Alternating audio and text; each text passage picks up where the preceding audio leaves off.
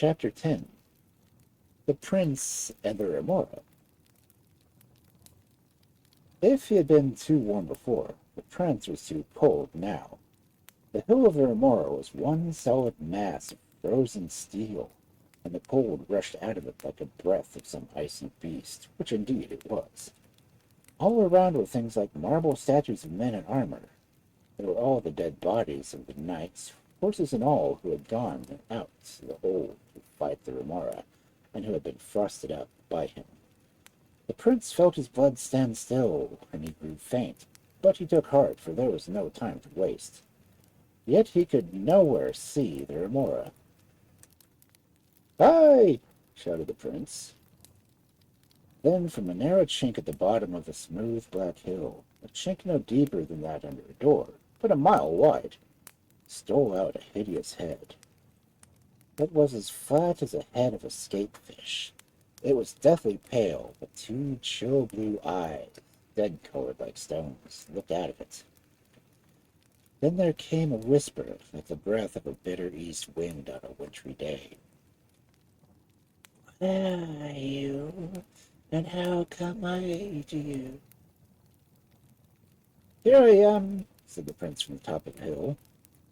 Then the flat white head set itself against the edge of the chink, which had peaked, and slowly, like the movement of a sheet of ice, it slipped forward and curled upwards, and up, and up. There seemed to be no end of it at all, and it moved horribly, without feet, holding on by its own frost to the slippery side of the frozen hill. Now all the lower part of the black hill was covered with a horrid white thing, coiled about it in smooth, flat, shiny coils.